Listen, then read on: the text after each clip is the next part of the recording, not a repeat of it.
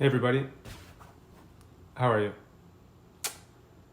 It's casual, whatever the fucking day it is, here in quarantine land.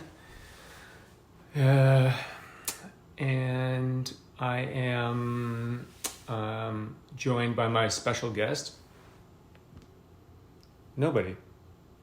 So that's kind of how it is here in Kensington. It's like the 11th Thursday of February, and I've lost track of time, and I have no real sense of what is happening in the world, except everything is all COVID all the time, including my life. So I'm going to bring you up to date with what is happening in the ER life and in mine, and we'll take it from there. I did want to, hey Julia, I did want to mention what was discussed yesterday here in Ontario, some of the numbers, and then come up to some of this ongoing questions about masks. Hey buddy, hey Scott. And then we will move into kind of what I've been reflecting on. I've been on a week of meditation, and meditation in and out, moving with this question of how are we going to face this? What is it going to look like for us in the ER, but also what it's going to look like for me as a human being? Because I long for some sense of normalcy and returning to social health, because it's starting to feel intractable, this problem. And I know you're feeling that as well too. I had some discussions with people about masks, 3D printing masks. I talked with someone today who is suggesting we're going to move to different types of screening in the ER and outside of it, a more kind of aggressive kind of posture to see if we can capture more and more of these cases. What else? And then I'm going to touch on something that we worked with in the meditation on Thursday and bring that into how it's relevant with this epidemic. All right. So I just wanted to point out that this is a jumpsuit, and I have several, and that's close as it's getting to partying here on Saturday night here in downtown Toronto. Maybe a Zoom call later with some friends, back to meditation.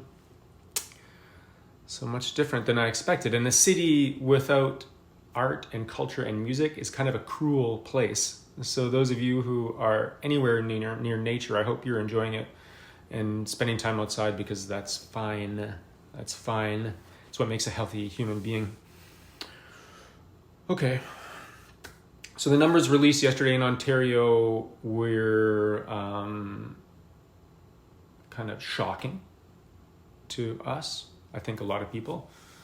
I've been holding out the silent hope that it's not going to be that bad. Certainly we're not in New York. I could just tell by how it was happening in the ER that we weren't getting this big wave of sick patients. So, and we're still not, by the way. Like we're not people jamming people in hallways. There's not people on oxygen in a tent outside of our ERs. Nowhere is that happening. So that is reassuring to us, because we get to do the things that we know we need to stay safe, which is practice again and again, putting on this PPE. Now, I don't know how it is for all of you with this, and I really don't know, because I have my own understanding of this disease and what it means for us in the ER. And I'm coming to it from a place of kind of losing my mom just recently. So I'm in this kind of state that I'm familiar with before, where I don't care that much about my own well-being a little bit. I mean, I'm not going to take any unnecessary risks because I don't want to hurt anybody. Obviously my patients, that's my, I live to to serve them, truly. But I also, my feeling is I'm not as afraid of catching this thing as I am of giving it to someone else. And I don't know where other people land on that spectrum. Actually, if you could comment in the comments, that would be helpful for me, because my fear is that I catch it, and I know 99%, greater than 99% chance I'm going to be fine. 99% chance I'm going to survive. And there's a very small chance I'm going to go to the ER and need a ventilator. I have no lung disease, I'm healthy. It'd be weird, but I guess, it's possible. There's a very, very small chance, and especially if you're younger than me, I'm 46. If you're younger, then there's a less chance. If you're less than 20, it's almost zero. So I just don't want to catch this thing, go through an asymptomatic period, and then pass it on to someone like my dad or someone who I don't know in a store.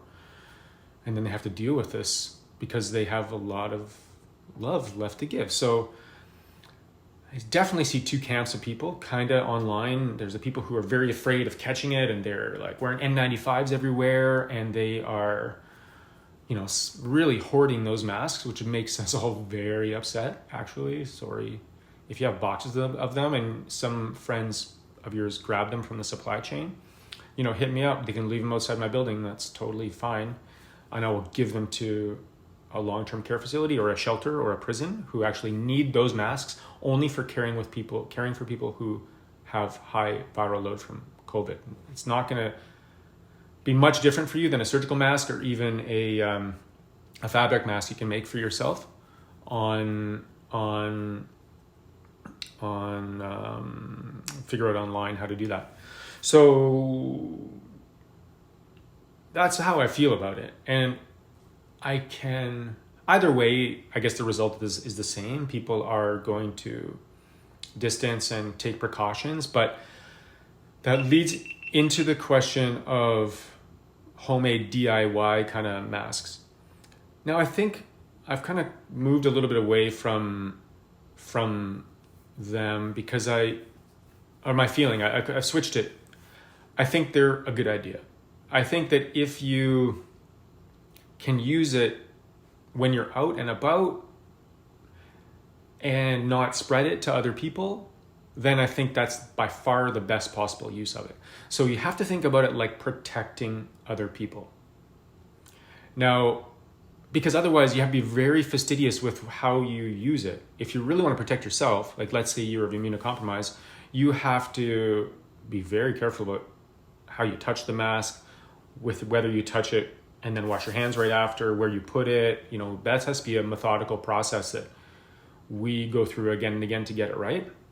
However, if you're coming at it from a perspective of not wanting to transmit it, because there is an asymptomatic phase to all viral illnesses, I'm skeptical, as some of you know, and I'm sure I will get my comeuppance, but I'm skeptical about the asymptomatic throughout the entire thing, because the evidence I've seen, the one study I've seen of people who got a CT scan showed that people who claimed to be asymptomatic still had lung findings on the CT scan.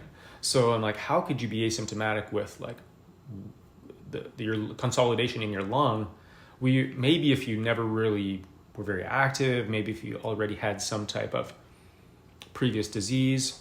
It's a tangent. Like I said, I'm skeptical about that, but I do know that for all of us, how viruses get around mostly is people who have them and then just don't give a shit or can't give a shit because they are in contact with other people and are rubbing their eyes and sneezing and coughing everywhere.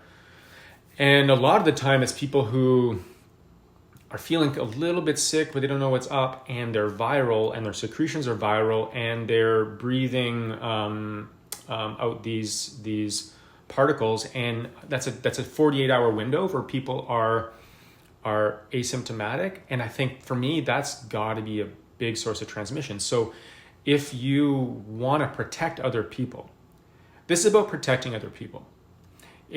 Protecting yourself, that's another thing, and fabric masks aren't great for that. If you're going to be around COVID patients, you need to talk to us about how to protect yourself using universal precautions. But if you want to protect other people and you're out and about, then a fabric mask or homemade mask is totally cool.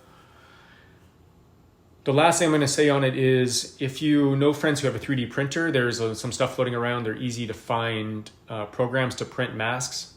And then you can slide in different types of fabric. The best kind of fabric, I'll leave you to look into that, is so the best are like vacuum cleaner style bags, but it's very tough to ventilate. So masks, yes. When you're out, yes. I think that's a safe and appropriate thing to do, especially when you're in, say, a grocery store and you may be one of the asymptomatic people. I think that's legit. Be very careful, and it may protect you a little bit. I'm just saying, if it's just fabric mask, I don't know how much, depending on what you're using. So don't think about it that way. Protect yourself the way you normally would. Wash your hands. Try to stay away from people. When you're going into a high risk situation, I'm going to say there's like low risk and high risk. Like low risk would be receiving a package. That's still a contact, but low risk is receiving a package. What else would be low risk? Just walking on the streets, low risk. It's not no risk. There's no such thing as no risk. There's only low risk. So when you're receiving a package or something, that's called out low risk. When you are, collecting your mail, doing fairly, isolated things, that's fine. When you move to something that I would say high risk or moderate to high risk, moderate risk would be grocery stores. Moderate risk would be pharmacies. Moderate risk would be, high risk is moved to high risk. High risk would be going to the ER, kinda. Sorry, I need you to come there if you're sick, because we're really worried. We're missing a lot of cases, truly. But those higher risk situations, those you will probably be given masks or supported through. But the low risk ones and the medium risk ones, like going to the grocery store, you can protect other people if you wear a face covering. So I've kind of come 180 on that. When I go to the grocery store, I take a mask with me. I have just like a fabric mask. I take a fabric mask with me and a pair of gloves. Those are gloves that I just leave by my front door. And when I go out, I put them on, turn the doorknob, go out my door. When I get to the grocery store, I put my mask on, go grab all the things, come out, take the mask off, come in, open the door, put the gloves down, wash my hands. So we're trying to minimize these kind of points where your system of protection is a bit corrupted. So that's why the mask thing is a bit controversial, and it's tough to really get a clear answer on it. But I would say, if you put yourself in one of those moderate risk situations that we just mentioned, and you think about it like you're protecting other people from your possible viremia, then I think it more approximates a strategy. If anything's unclear, you can drop something in the comments and I'll try to get to it tomorrow, because I'm going back into meditation after this. All right. Okay. The curves are, I don't know the science behind it. I know a lot of people do, but I think that we're trying to work backwards for how many sick people we're seeing, and I don't know if we know the exact burden. The testing strategy has been fairly standard for a little while, so I think we're getting a sense of actual community burden and numbers, and it seems quite big. We're expecting the numbers to rise over the course of the month, and that's only as reliable as the data that's going into it, though. So is it going to be predictive of the future? My experience of looking at these things is it's rarely ever predictive of the future. There's too many variables that when you puzzle over it in the past, you're like, oh yeah, of course it was that. Oh, Toronto had SARS before and it converted to a common cold, and now people had a little bit of immunity or whatever. We don't know. So time will tell, and it's boring and hopeful at the same time. I've been reflecting on the most appropriate strategy for us to actually dead this. And after I'm done with this, I'm going to write an email to a friend of mine who is a clinician scientist, and he's meeting about testing with a group of people tomorrow, because the idea is we're going to start to become more aggressive with it. So I think that's an interesting change. And I look at our pandemic scheduling in the ER, and this is the way we're doing it. We're doing brief exposure, 2 or 3 days of exposure. And then we are isolating for 8 days, 7 or 8 days. So what that looks like is I go into the ER, I do kind of what we were calling non-exposed people who just have an ankle fracture. They screen negative to a cough and shortness of breath. They have no fever. We're calling those people low to moderate risk.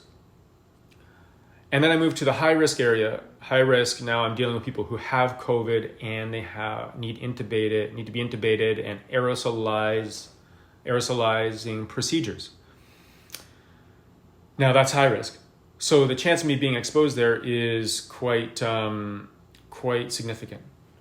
And then I just chill. And then they cut me off. And then I'm home. And I'm home like I have been now for 7 or 8 days. And I wait to see if I get symptomatic.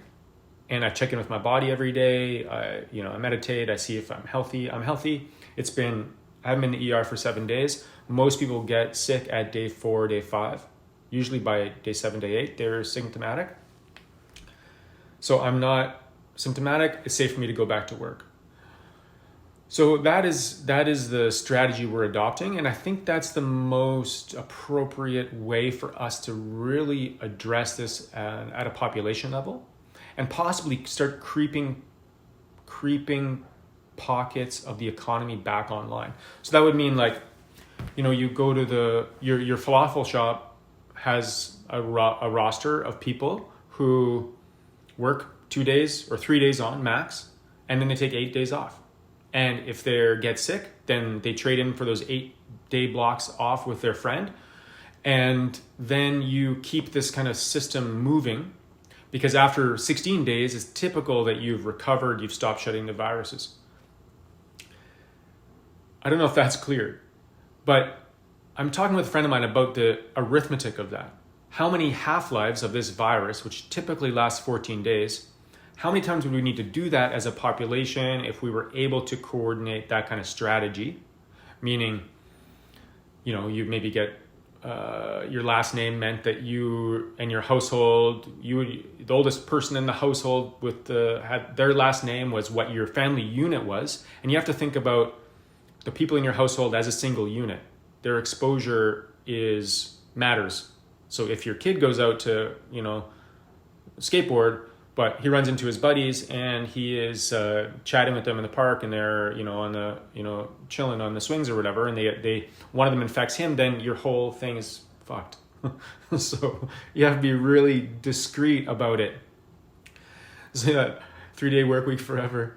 So truly, if we were able to somehow have a strategy where you maybe did your low moderate risk things on day 1, which would be, get deliveries from Amazon. That's not no risk, it's just low risk. Get your deliveries from Amazon, your grocery gateway. Day 2 and day 3, you're doing your high risk stuff. You're maybe going into work with other people if you have a front facing job, or you're going to your doctor's appointments because people are missing their doctor's appointments and it's starting to hurt people. And then you take 8 days of isolation. And if you become symptomatic in those 8 days, then you call the public health. They send a team to you. They swab you. If you're positive, you're on quarantine now, but you're having people monitor you and your family to make sure you swabbed until you swab negative, and then you're free. I can't help but think about any other strategy, because this in and out. I'm just gonna get poop bags for the dog. And you jump in the car with your family and you're off to wherever it is, I think is just going to last forever that way. So we're working on this strategy, whether that's something that we can move forward. It's something I recommend you adopt just for your own responsibility to not give this to other people. the 99% of us are going to be fine. And we're trying to protect that 1%. We know who they are typically. They're old and they're sick people. And if we can keep them like my dad, keep them safe, and then they don't have to learn what it's like to go through this thing and be so alone. And they already are. So I just want to end this because I'm tired of not partying and not seeing my friends and not seeing, I don't know, what the best of what being in a city like Toronto is. Yeah, so I think that's really what I wanted to say about masks and what I wanted to say about testing strategy. And in terms of using your own approach to this, I know some of my friends have already formed this kind of retreat idea. So we do like the 2 or 3 days of exposure, and then really isolate as a family unit. You and everyone in your house agrees to this kind of technique. And if we're able to do that, then you're going to stay unexposed, or you're going to get it and you're going to recover. And if you don't recover, then you're going to get swabbed. And I just think this would allow us to creep parts of the economy back online. Imagine you're like in my building is a skateboard store. And if they could open even a little bit, it would really help them out a lot. And on those days that they're open, the people who have those 2 or 3 days kind of grace to go out and get their exposures. Now, that exposure is still safe.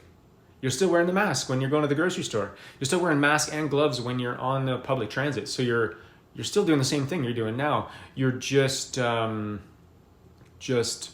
saving other people from that 2 or 3 day symptomatic phase where you're shedding the virus and you don't know it. As far as I know, you can't catch it more than once. So far, I think there's a couple case reports. I'll have to look into it, but so far the answer is you get an immunity for what appears to be a month. But, I'm keeping my eye out on that so far. And the hope is that this just mutates into something that's less severe.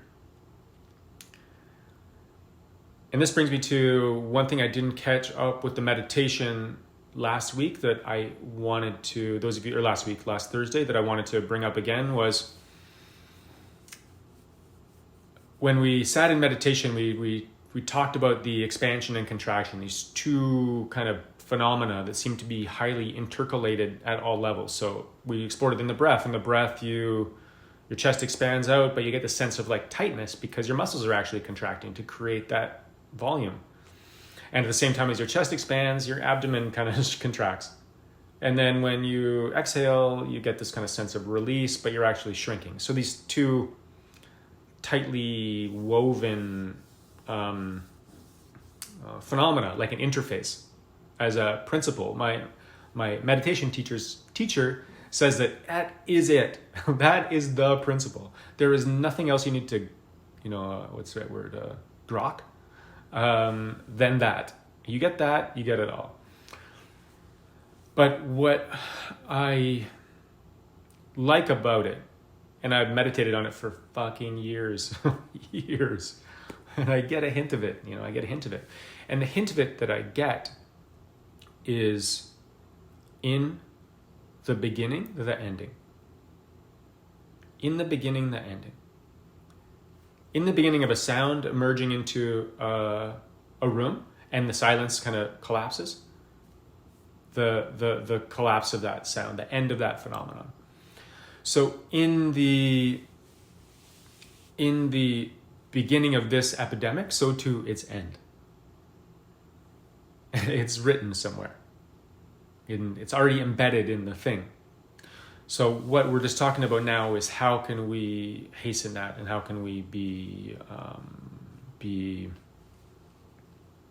as much a part of that as possible, because we're not as contagious as this virus, but we're way more intelligent than it. So we need to outsmart it. And that is the best way that I know about doing it. So I'm going to run this past a few people and see if we can start to roll out that idea, at least to see if we can decrease our own, the worst thing, which is us spreading this to other people. If we got it, we got it. But we don't want to give it to other people. So thank you for all of you who've been so methodical with that already. And just like I said, I'm so reassured that 99% of people are going to be well and live through this and recover and be stronger for it. And we're really just looking to support those 1% of people who wouldn't do well with this illness. So if we reframe our reference to, instead of like, oh no, I don't want to get it, to, oh no, I don't want to give it, then we start to be able to move with more surety and friendliness and all the things that make this have embedded in those things the end to this kind of scourge. All right, so we're going to move to meditation now. So if you just came in for the update, you're cool, and I will catch you on on Monday. I'm going to start doing them daily, as for as long until my shifts kind of catch up with me, and I'll pull out of that when it stops feeling good. But right now, it is something that gives me a chance to synthesize information, and I like to share it. And I like to share meditation. So if you want to stick around, then we're going to explore spaciousness in this one, because I know a lot of you are feeling there's not a lot of that right now. Okay, so wherever you happen to be, I'm going to suggest you get into a comfortable position. And like I said, comfortable for me is comfortable and upright, because it is alert. It's an alert position. And what we're trying to do is find space in our experience.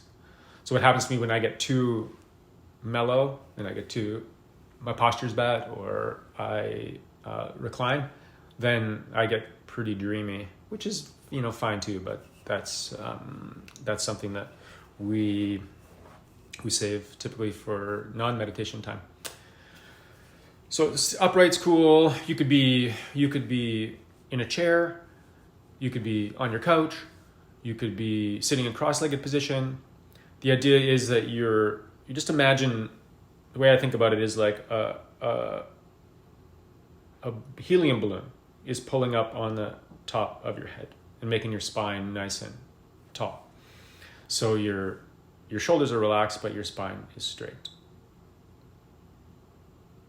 All right, dope. So wherever you are, assume that position. We're going to meditate for, 20, 25 minutes, and then we'll see you on the other side. The theme is going to be space.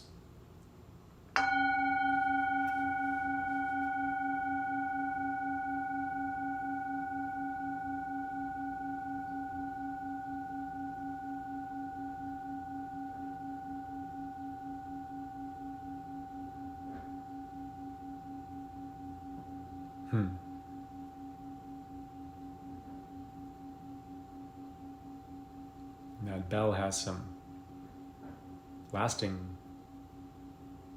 vibrations, doesn't it?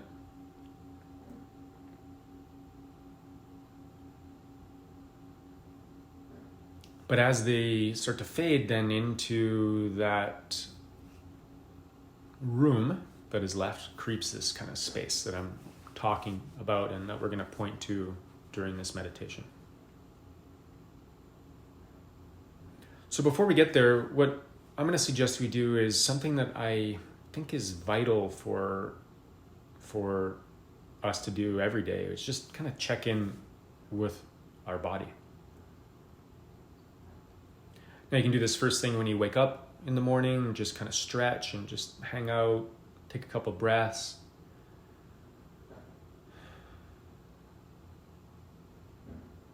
And as you exhale, there's this kind of gentle moment where things are quiet and you can just get a sense of the shape and integrity of your body.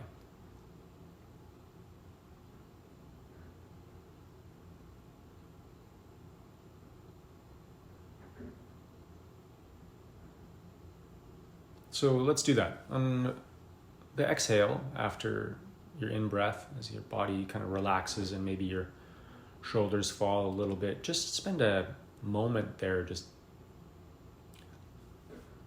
getting an impression of your body in space.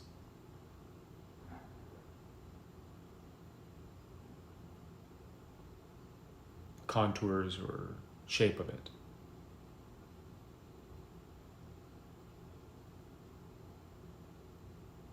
It's just a noticing thing, it can be, okay, maybe I mostly feel my cushion, my hands, my face.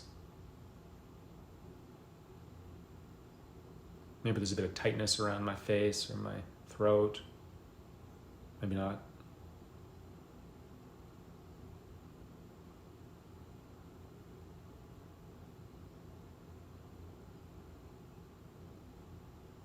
So we're going to make a bit of a map here, and then we're going to move on to something else, and we're going to come back to this theme of spaciousness. So we're going to make this map. So you got a general impression of your body, and your mind is, I'm sure, busy like mine is even after a week of meditation.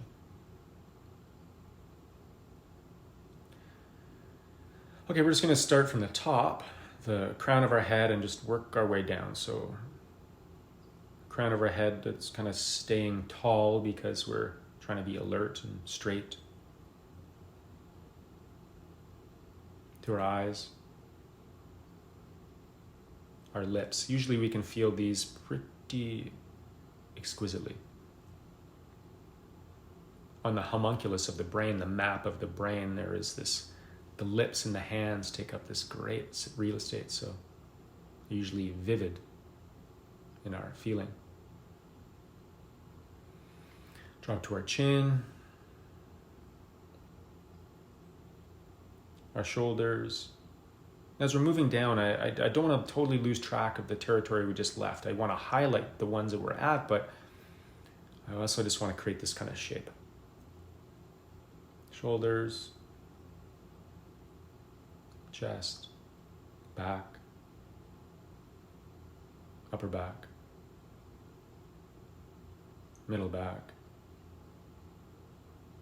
abdomen, lower back. It's like we're going through a CT scanner. Pelvis, buttocks, thighs,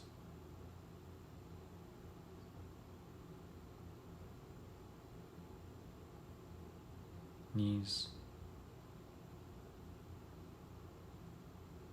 lower limbs, feet.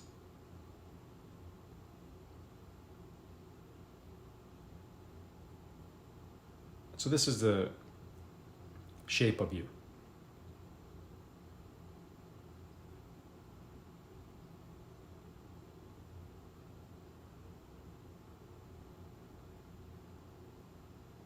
Just keep that awareness, that general covering of attention or concentration over your body.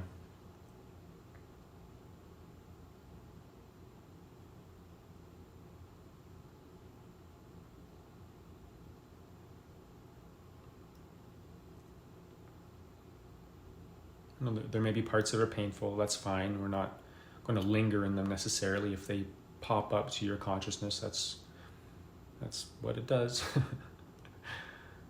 And that's why it's there. But we're just keeping a kind of general covering, just so we know our shape here.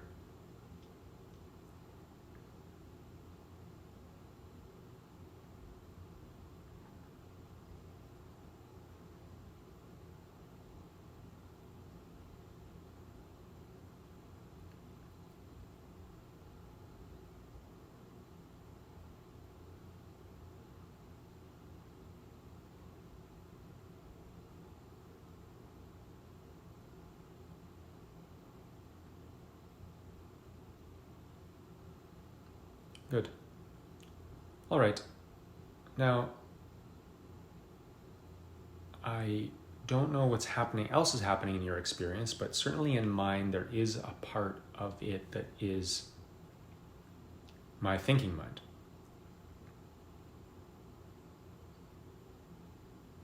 I feel like there's my body, yeah, but there's also this other part of me that is, got the puzzles and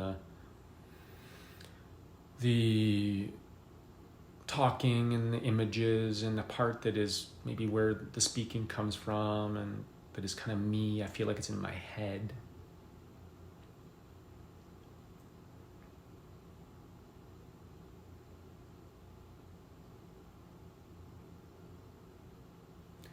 So if that's true of you, you have these two mental images, a sense of me somewhat around the face. Just notice that activity. Kind of locate it. Is it in your head? Behind your eyes? Between your ears, the talking? We're not so into the content right now. I mean, there will be like a time when you dive into that, but now isn't that time. If you're not sure what I'm talking about, you can evoke it sometimes by, I don't know, imagining a big happy face in the image space, or counting the 10 in the sound space, quietly in your head, and you're like, oh yeah, okay.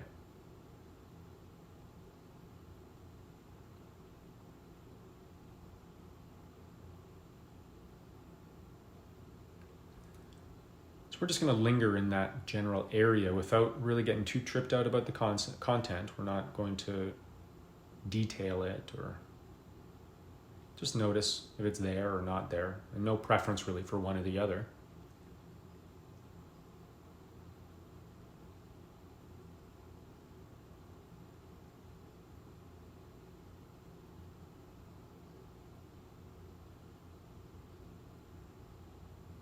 And this is sometimes trickier territory than the body because it feels pretty personal, very convincing.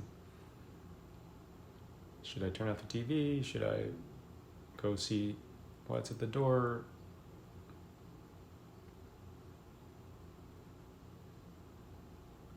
So we're going to let it do its thing. We're just going to kind of locate it like we did our body. Where is it, more or less? Is it everywhere? It could be.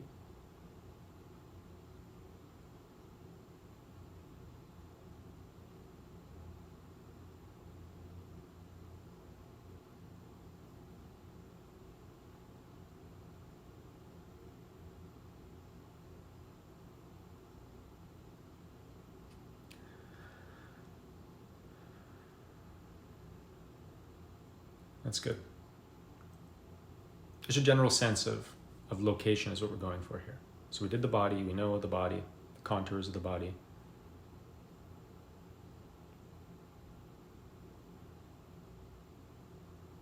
Got the thinking mind, it's maybe not always, but our thoughts occur, sometimes between our ears, and our image space can be in front of our eyes, but at a certain depth.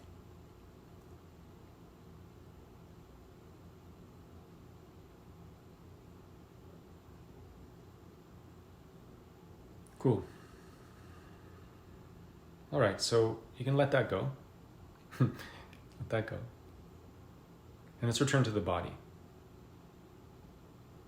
It may be a tough juxtaposition because the mind is so alluring.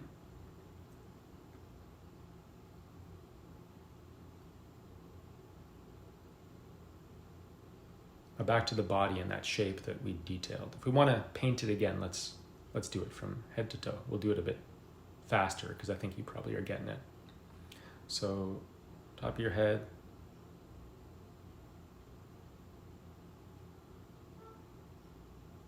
forehead, eyes, lips, shoulders, chest, arms, stomach, pelvis, thighs, lower legs,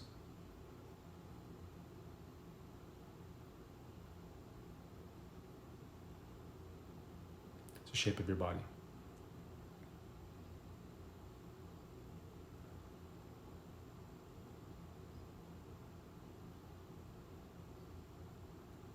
Now, where your body ends, where your impression of your body ends,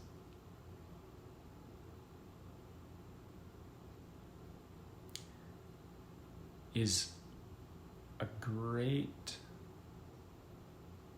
volume of space outside of it.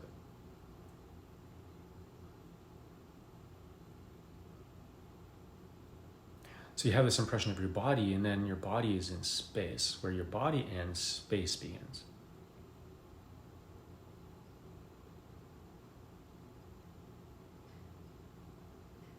So as you pivot your attention or your concentration away from your body and the contours and the feeling of it, let it kind of linger in that interface between where your body ends and space begins.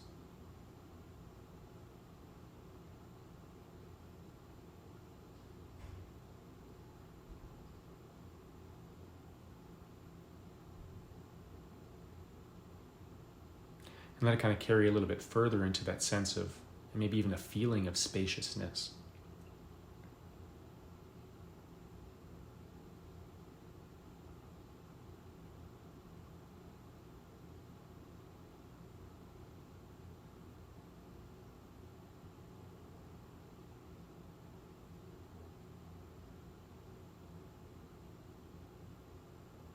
I kind of sense that there's something that is our body, but there is so much more that is not.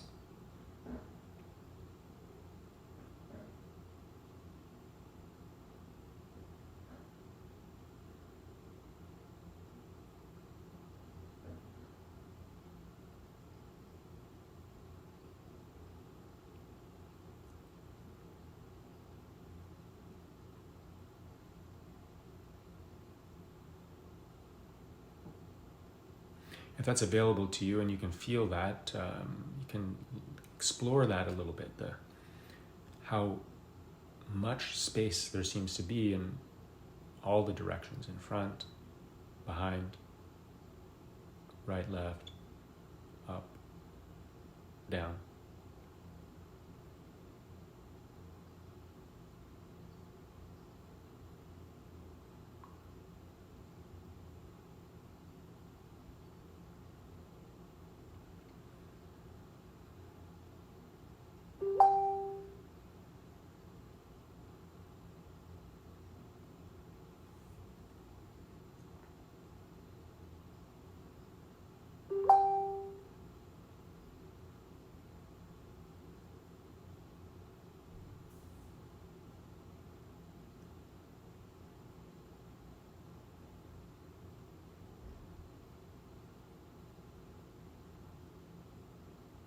Sometimes in these instances, the shape of our body can blur a little bit, and it can take on this more spacious quality itself. The contours that seemed discrete or defined can be,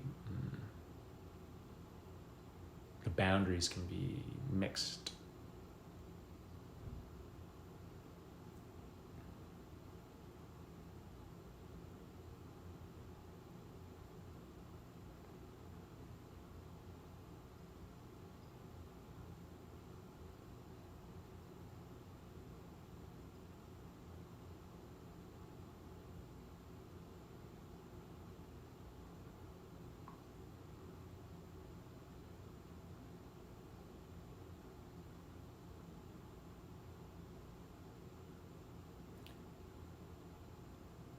That's good.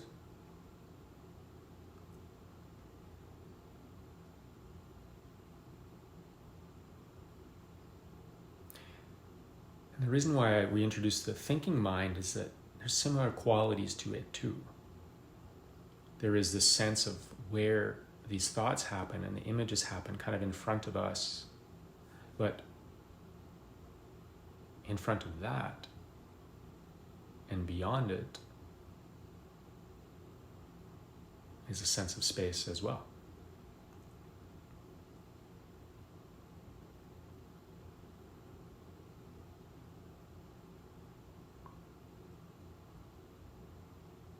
So you may get a cue from your inner critic or your inner curious person about something undone. There is also this like vast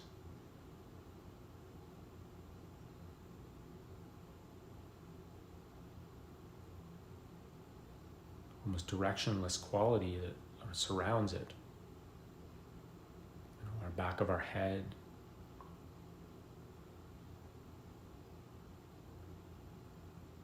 the limits of what you can see, at the peripheral of your inner vision.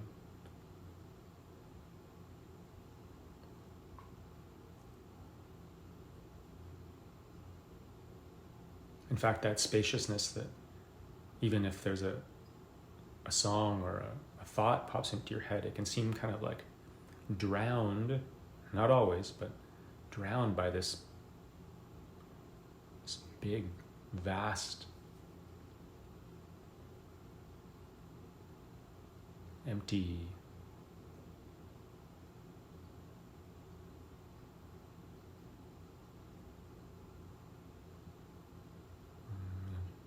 almost qualityless space.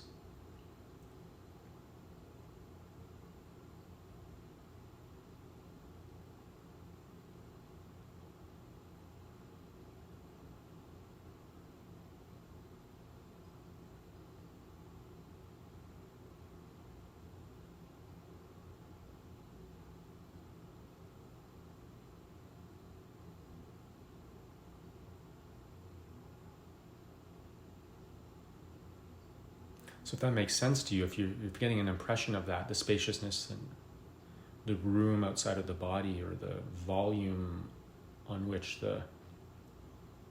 our inner life plays out, that there is room.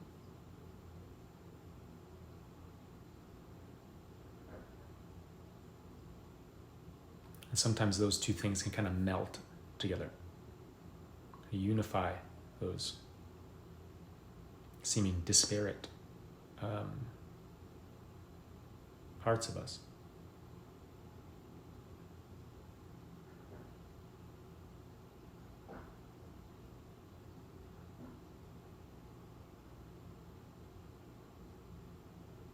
If it doesn't make sense, then that's okay. It doesn't. There's no preference. Certainly there's the body to sit with, the breath.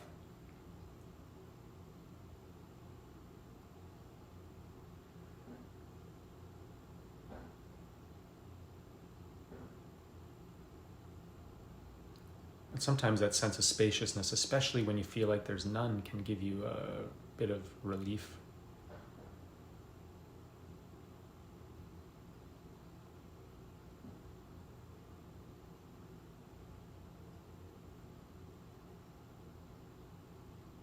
Things weren't as tightly wound as you might have thought, and you can maybe relax your body a bit.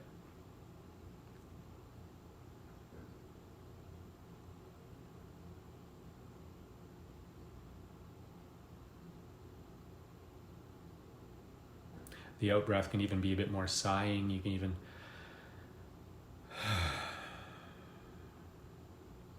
and imagine into that volume of space, an infinite, truly infinite volume of space.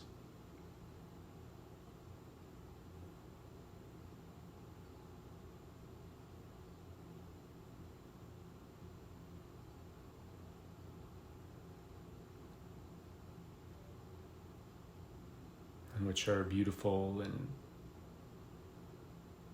sometimes private lives play out.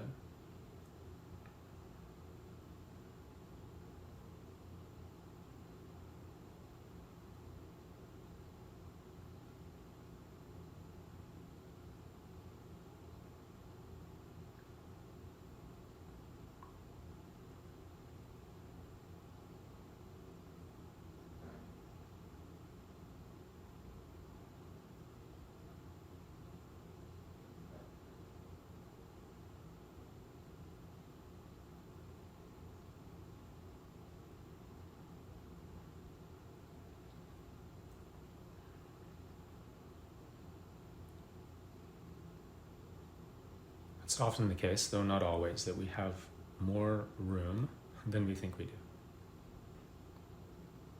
to grow, to face these challenges.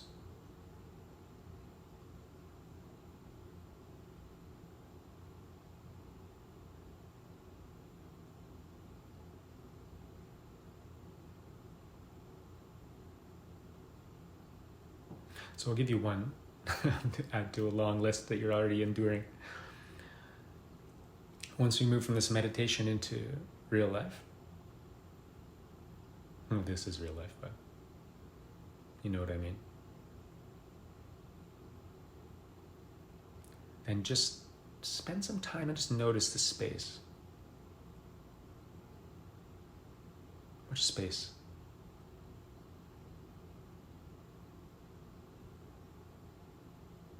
Much room.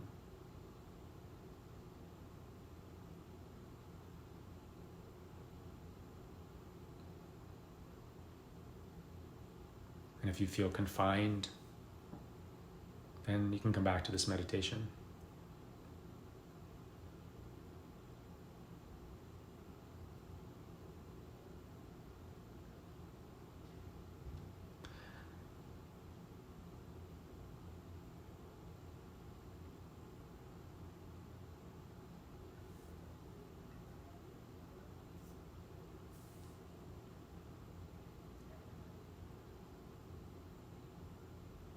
So for a couple more minutes, we're just going to stay with this sense of spaciousness as it's available in our experience.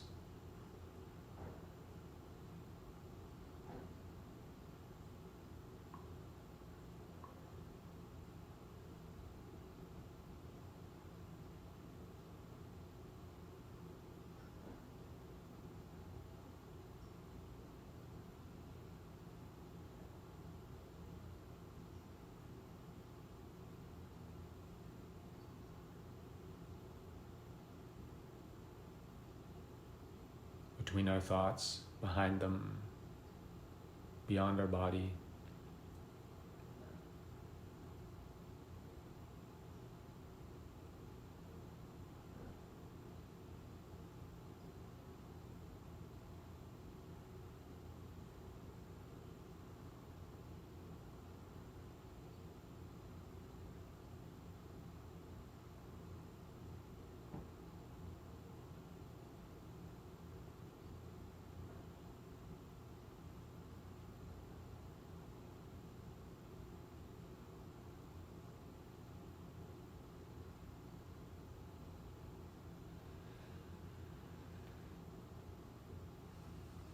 And as we do at the end of these meditations, we take the room that we've created, that we've rediscovered maybe, and we do what we know, make sure it achieves its true purpose. We dedicate it away. We can find more. We dedicate it to the people who feel like they have none.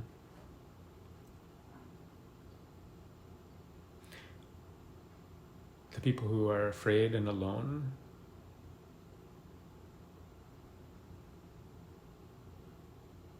The people who are worried for the loved ones.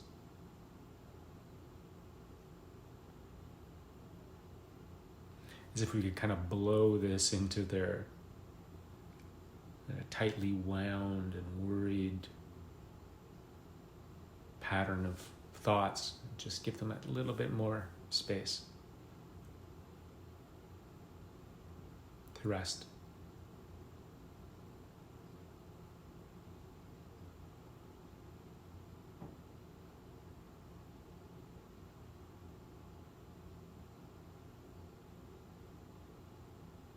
To all the people who had so much so much going on before this even happened. Those people who were in war zones and refugee camps and all that stuff, now are wondering what's going on.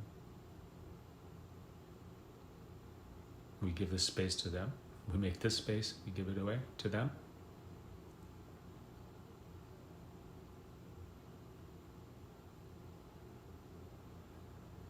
Because in it we have confined our resolve to continue on.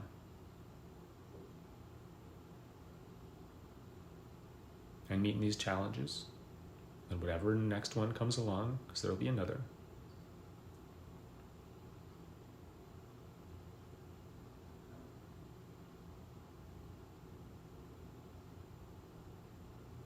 So, to all of you, to all of them, to all living things,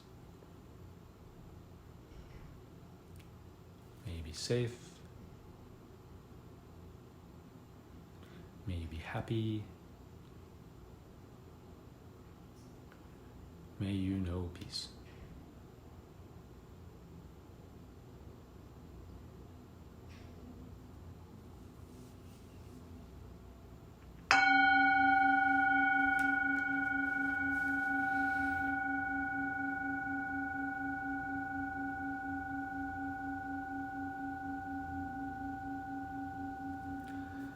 Space is the place.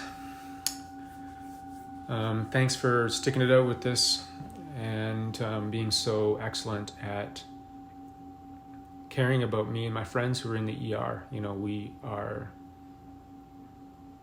worry for each other, and we know that by doing this, it's not easy. You've given us room to face this, and we'll face it. There's no doubt. No doubt. Go be well. Be with your family and friends, or like me, just try to find them somewhere on the phone and tell them you love them and lean into this time. It's hard, but in it we will know who we always were meant to be. See you guys on Monday at 6 o'clock. Okay, peace. Bye.